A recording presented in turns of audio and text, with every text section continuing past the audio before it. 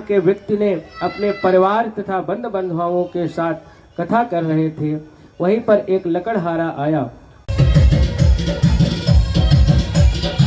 Hello दोस्तों, कैसे हैं आप सब? आई होप सभी लोग बहुत अच्छे होंगे। मैं भी बहुत अच्छी हूँ। तो भाई आज हम लोग जा रहे हैं कहीं पर, मतलब एक रिटायरमेंट पार्टी है, वहाँ पर जा रहे हैं। और मैं कल ही बोल रही थी पिछले व्लॉग में कि पार्टी नहीं मिली है। तो चलिए मैं आपको अपना लुक दिखाती हूँ।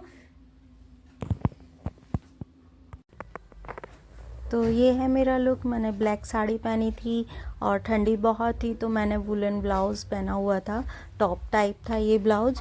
तो बस यही है लुक। और अब हम निकलेंगे। और जैसे ही हम निकले थे, जो मेरे हाथ में ये गिफ्ट लगा हुआ है, हम थोड़ी ही दूर घर से गए थे तो याद आया कि हम गिफ्ट ले जाना भूल गए हैं, घर पे ही रह गया था गिफ्ट। तो फिर हम दोबारा लौट कर आए थे और गिफ्ट लिया हमने और फिर वापस से हम लोग निकले थे। और पार्टी में भाई बहुत ही मज़ा आया था, बहुत अच्छा लगा। और यहाँ पर तैयारी हो रही थी सारी, हम लोग पहुँच चुके थे तो जब तक पार्टी शुरू हो गई थी। और बहुत अच्छे से इन लोगों ने, रिटायरमेंट पार्टी थी वैसे तो, लेकिन फिर से दोबारा से इन्होंने जयमाला वगैरह डाली थी, बहुत अच्छा लगा था। एक दूसरे को जयमाला पहनाई थी और इन्जॉय कर रहे थे सभी लोग काफ़ी। और पूरी वीडियो में आप बने रहिएगा, काफ़ी इन्जॉय करेंगे आप भी। ये लोग पहाड़ी थे और पहाड़ी लोगों के यहाँ हम लोग बहुत दिनों से साथ में, बहुत दिनों तक साथ में रहे, पड़ोसी रहे थे। तो बहुत प्यार था हम लोगों में आपस में। तो इन लोगों ने हमें बहुत ही प्यार से इनवाइट किया था तो हम लोग आए थे। और ये भैया और बहुत ही अच्छे लोग हैं और पहाड़ी हैं। पहाड़ी लोग वैसे भी बहुत अच्छे होते हैं भाई, मुझे तो बहुत अच्छे लगते हैं क्योंकि इनके बीच में मैं काफ़ी दिनों तक रही हूँ तो मैंने महसूस किया है। और साथ में रहते रहते पता तो चलता ही है कि कौन कैसा है। तो बहुत अच्छे लोग थे ये। और हम लोग काफ़ी सालों तक साथ में रहे थे तो बहुत ही, मतलब एक फैमिली की तरह एक दूसरे के साथ रहते थे। और बच्चे, मेरे बच्चों को बहुत प्यार करते थे, एकदम बहन भाई की तरह। और बहुत अच्छा लगता है भाई जब पुराने लोग साथ में मिलते हैं। अभी तो हम काफ़ी सालों से अलग अलग दूर दूर रह रहे हैं लेकिन फिर भी टच में हैं तो प्रेम भाव बना हुआ है। हेलो हेलो हेलो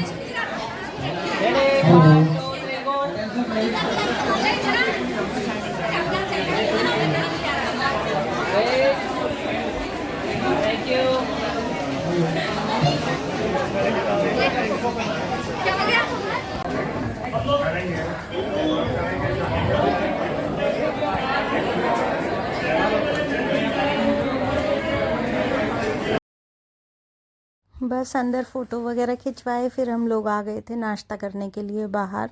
तो ओपन में था नाश्ता तो थोड़ा ठंडा था यहाँ पर, तो हम लोग अंदर ही बैठे हुए थे।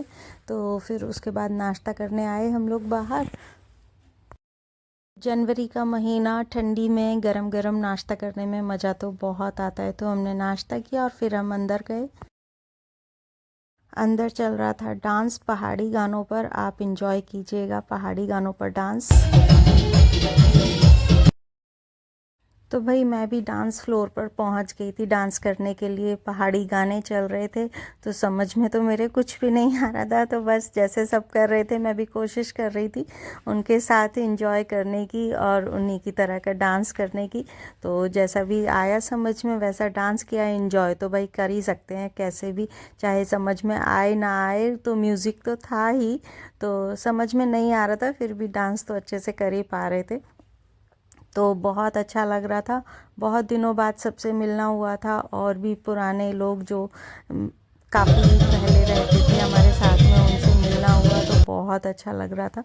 और उसके बाद फ़ोटोज़ खिंचवाए और घर आ गए थे हम, क्योंकि अगले दिन पूर्णिमा थी तो सत्यनारायण भगवान की कथा शुरू होनी थी। सोसाइटी में भगवान सत्यनारायण की कथा रखवाई गई थी नेक्स्ट डे, पूर्णिमा वाले दिन।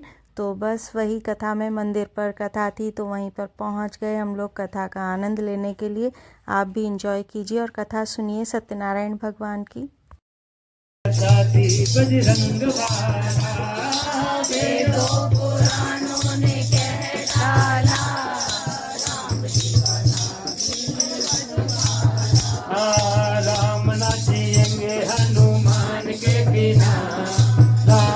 जिएंगे हनुमान के बिना, हनुमान न रहेंगे श्री राम। स्वयं जब नारायण उनके पास अवतार लेकर एक बूढ़ा ब्राह्मण का रूप धारण करके आए और आदर के साथ पूछने लगे कि हे विप्रदेव, आप पृथ्वी पर क्यों भटकते हो, यह बतलाइए। तो वृद्ध ब्राह्मण कहता है कि ब्राह्मणो अति दरिद्रोहम भिक्षार्थम वै भ्रमे महीम, उपायम यदि जानासि कृपया कथय प्रभु। हे प्रभु, मैं अत्यंत ही दरिद्र ब्राह्मण हूँ और भिक्षा के लिए ही पृथ्वी पर घूमा करता हूँ। हे नाथ, मुझ पर कृपा करते हुए इससे छुटकारा पाने का कोई उपाय बतलाइए। तो भगवान कहते हैं कि हे ब्राह्मण देव, आप जो है संसार को ज्ञान देते हैं, फिर भी अंतरात्मा का आप ज्ञान नहीं जगा पा रहे हैं। फिर भगवान कहते हैं कि सत्यनारायणो विष्णुर्वांछित फल प्रदा दस तुम नाम के व्यक्ति ने अपने परिवार तथा बंद बंधुओं के साथ कथा कर रहे थे। वहीं पर एक लकड़हारा आया और उसे बहुत भूख लगी थी, प्यास लगी थी, प्यास से व्याकुल हो रहा था। वहीं पर वह बैठ गए और कथा सुनी, चरणामृत इत्यादि लिया और लकड़ी का गट्ठा मस्तक पर रखकर चलने लगा और मन में विचार करने लगा कि आज हमारे पास भी अगर धन होता तो हम भी भगवान सत्यनारायण की कथा करते। जब भगवान की उनकी कथा के बारे में मन में जिज्ञासा हुई तो पुनः वह 100 पुत्रों से युक्त हुए और महल वैभव उन्हें प्राप्त हुआ। उस दिन से पूर्णमासी और संक्रांति पर्व पर व्रत करते हुए संसार के समस्त भोगों को उन्होंने भोगे और अंत में पार्षद बन करके वैकुंठ लोक धाम को प्रस्थान कर गए। श्री सुज्जी महाराज कहते हैं, या इदम, जो इस कथा को या इदम कुर्ते सत्यव्रतम परम दुर्लभम श्रोति चा कथम पुण्यम भक्तियुक्त फलप्रदा। जो व्यक्ति कथा को भाव पूर्वक पढ़ता है, श्रद्धा पूर्वक सुनता है, वह संसार के समस्त भोगों को भोगता है और अंत में पार्षद बन करके भगवान के विष्णु गोलोक धाम को जाता है। कलयुग कथा संपन्न होने के बाद हवन हुआ था। तो आप ये ज़रूर बताइएगा कि पूर्णिमा के दिन आपको कैसा लगा ये कथा सुनकर। तो पूर्णिमा वाले दिन हुई थी ये कथा, तो आप पूरा आनंद लीजिए और इन्जॉय कीजिए पूरी वीडियो को और एक लाइक ज़रूर कर दीजिएगा, कमेंट भी करके बताइएगा। भाई, नया साल शुरू होते ही कथा, सत्यनारायण भगवान की कथा सुनने का सौभाग्य मिला, और क्या चाहिए। चित्रम्मां बृहस्पते नमः स्वाहा। ओम अन्नात् परिषतोरजं ब्रह्मवित्रं पयः सोमं प्रजापति हितेन शतमिन्द्रियं विपानघुं शुक्रमन्धसे पयोमृतं मधु। ओम शुक्राय नमः स्वाहा। ओम शन्नो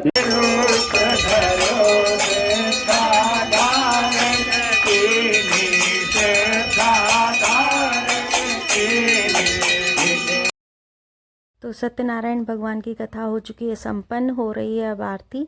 तो आज की वीडियो में बस इतना ही। आपको वीडियो कैसी लगी ज़रूर बताइएगा। लाइक, शेयर, सब्सक्राइब करना बिल्कुल भी ना भूलें।